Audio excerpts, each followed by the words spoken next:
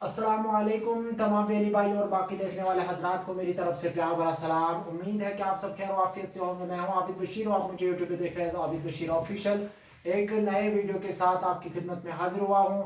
आज का जो मेरा टॉपिक है वो है ट्राईसाइकिल के रिलेटेड, जो सोशल वेलफेयर डिपार्टमेंट की तरफ से स्पेशली एबल्ड जो पर्सन होते हैं उनको दिया जाता है। तो इसमें कुछ प्रोसेस है, प्रोसीजर है। उस प्रोसीजर के बारे में मैं आपको यहाँ पे डिटेल्स बताऊंगा और इस के लिए कहाँ पे हमें अप्लाई करना है वो सारी डिटेल्स मैं आपको इस वीडियो में बताऊंगा। वीडियो के साथ बने रहिए। अगर आप मेरे चैनल पर पहली बार आए तो चैनल को सब्सक्राइब करना। वीडियो अच्छा लगे तो इसको अपने बाकी दोस्तों के साथ शेयर जरूर करना।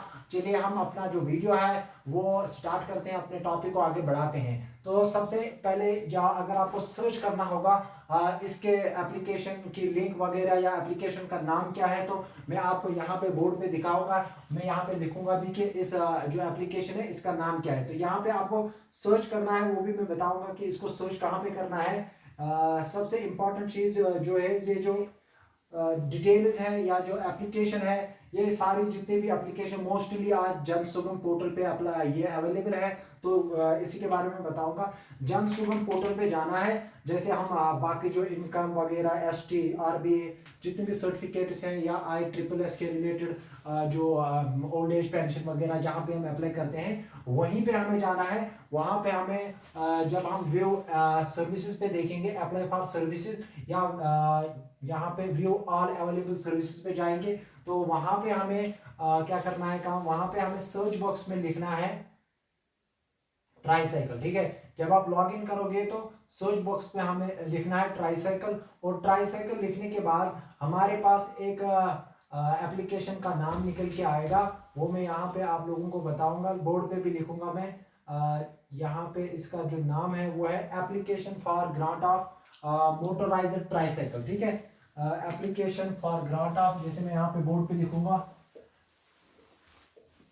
Application for grant of motorised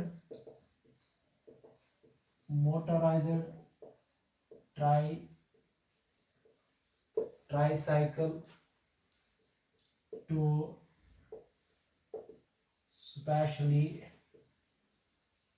abled persons.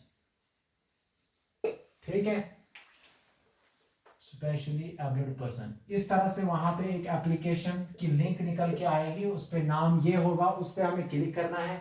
और आगे हमें आगे हमारे पास एक फॉर्म निकल के आएगा।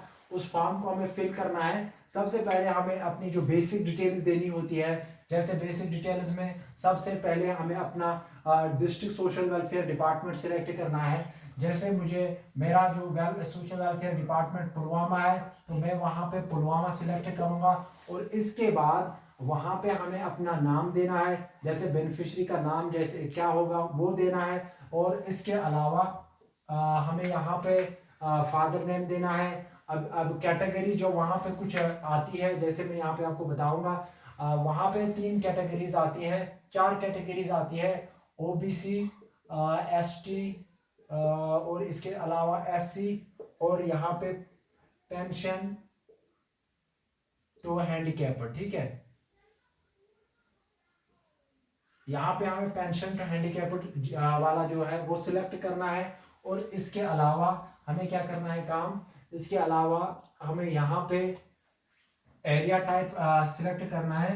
एरिया कौन सा है, ठीक है, और रूरल अर्बन वगैरह जो भी होगा। और वहाँ पे यहाँ पे 2 ऑप्शंस आते हैं, आंगनवाड़ी सेंटर और इसके बाद आंगनवाड़ी कोड। ठीक है, अगर आपके पास एरिया एरिया अगर आपको मालूम नहीं होगा तो इस वहाँ पे अगर आपके पास आंगनवाड़ी सेंटर वगैरह का कोड होगा तो वो आप देना है, वो आपको देना है। वैसे तो यहाँ पे हमें इंपॉर्टेंट चीज है एरिया टाइप देना है, रूरल या अर्बन। बाकी किसी भी जगह पे आपको टिक मार्क नहीं करना है। तो इसके अलावा ईमेल आईडी, मोबाइल नंबर, इसके अलावा जेंडर, ठीक है, और एनुअल इनकम आपको बतानी है।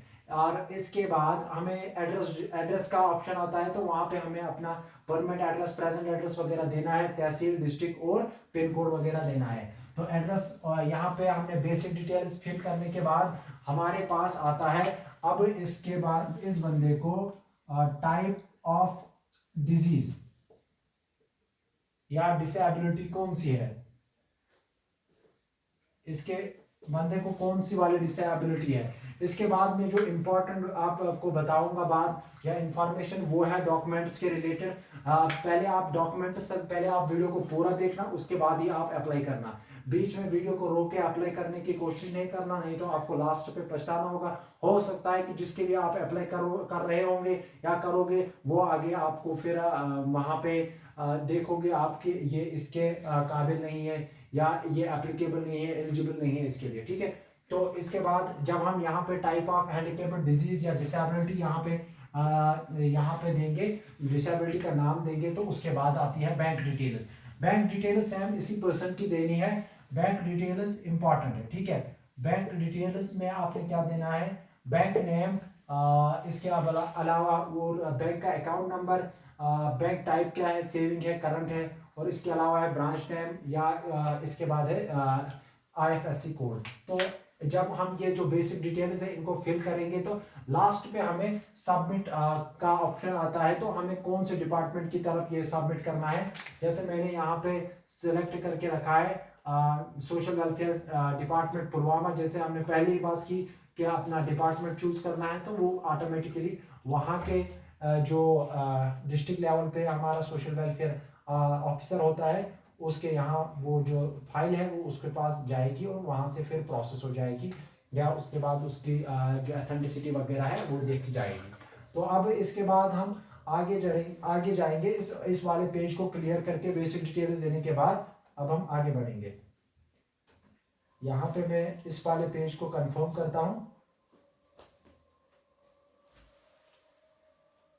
अब हम जो डॉक्यूमेंट्स की बात करेंगे तो सबसे इंपॉर्टेंट चीज यहाँ पे डॉक्यूमेंट्स में हमें ध्यान में रखना है। जैसे ही हम अप्लाई के लिए आएंगे तो वहां पे हमारे पास एक टेम्पलेट निकल के आता है, एक फॉर्मेट निकल के आता है मेडिकल सर्टिफिकेट का, जिसको हमें अटेस्ट करके लाना है CMO से यानी चीफ मेडिकल ऑफिसर से। वो सर्टिफिकेट जो है उसका मकसद जो है वो उस सर्टिफिकेट का, वो सर्टिफिकेट हमें शो करती है कि वहां पे हमें मेडिकल सर्टिफिकेट जो है इसमें आपको चीफ मेडिकल ऑफिसर जो है वो एग्जामिन करेगा कि जिस शख्स के लिए हम अप्लाई कर रहे हैं फॉर्म, या जो शख्स चाहता है कि मुझे ट्राईसाइकिल मिल जाए वो वाकई में इसको चलाने के काबिल है कि नहीं। तो एक सर्टिफिकेट जब हम अप्लाई करेंगे तो सबसे पहले हमारे पास एक मेडिकल सर्टिफिकेट आएगी, उसको डाउनलोड करना है, प्रिंट निकालना है, और जो बंदा अप्लाई करना चाहता है उसको देना है। वो उसको CMO ऑफिस से अटेस्ट करके लाएगा। इफ ही इज एलिजिबल, जब उसको लगेगा कि वो एलिजिबल है तो वो उसको वहां से वो अटेस्ट करके देगा। तो वो सर्टिफिकेट हमें आगे यहाँ पे जरूरत आएगी। जैसे मैं सबसे पहले आपको डॉक्यूमेंट जब आपको जरूरत पड़ेगा मेडिकल सर्टिफिकेट का, सबसे पहला ऑप्शन है वहां पे भी आपको वही वाली सर्टिफिकेट जो है अपलोड करनी है, ठीक। इसके बाद है जो अप्लाई कर रहा है उसका आधार कार्ड जो कि हर एक के पास होता है, तो हमें आधार कार्ड यहाँ पे अपलोड करना है।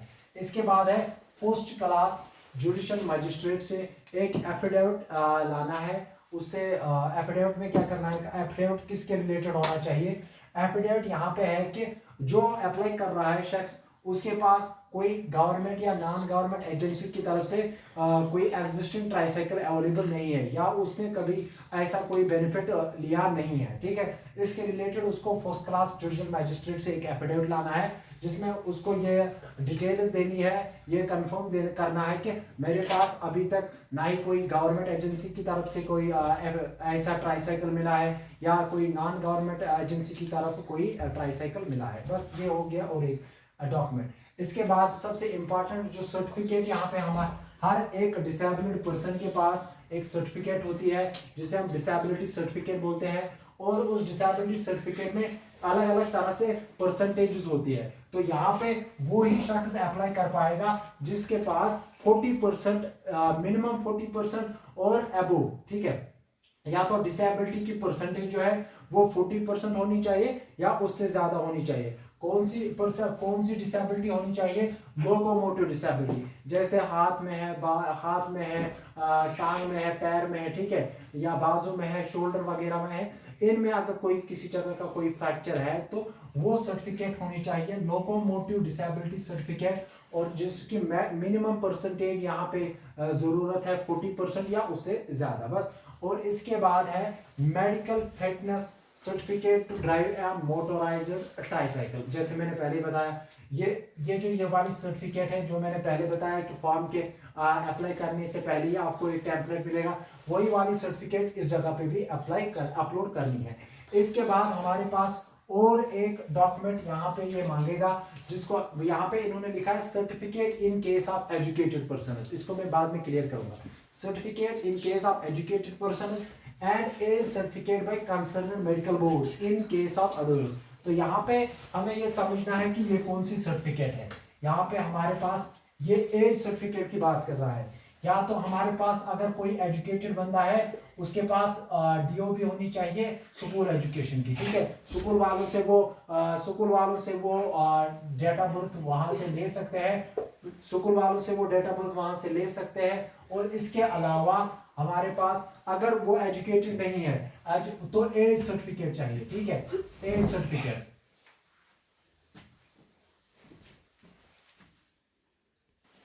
दो डॉक्यूमेंट्स हमें यहाँ पे चाहिए। एक है डेट ऑफ बर्थ सर्टिफिकेट, अगर एजुकेटेड पर्सन है तो उसके लिए डेट ऑफ बर्थ सर्टिफिकेट चाहिए, जो अगर चाहे उसने first class, second class, third class तक क्यों ना पढ़ा होगा, उसको स्कूल वाले आराम से या वो लेटर पैड होता है स्कूल में, वो उस पर उसको डेट ऑफ बर्थ देंगे। अगर 10th पास है तो 10th पास को बोर्ड की तरफ से एक डेट ऑफ बर्थ मिलती है, तो वो वहाँ पे अपलोड कर सकता है। तो अब है एज सर्टिफिकेट किन के लिए, जो हमने एज सर्टिफिकेट यहाँ पे ओल्ड एज में अप्लाई की, जो हमें जेके ई सर्विसेज पे मिलती है, जहाँ पे हम डोमिसाइल वगैरह के लिए अप्लाई करते हैं, वहाँ पे एक हेल्थ डिपार्टमेंट का एक ऑप्शन आता है, उसमें हम एज सर्टिफिकेट अप्लाई करते हैं। तो वहाँ से अगर किसी के पास नहीं है, कि कोई बंदा अनपढ़ है जिसने एजुकेशन फर्स्ट क्लास तक भी नहीं हासिल की है, तो वो वहां पे जाके वहां से अप्लाई कर सकता है एज सर्टिफिकेट के लिए। बाद में उसको वो ऑनलाइन का जो रिसिप्ट निकलता है उसके साथ एक फॉर्मेट आता है बोर्ड का,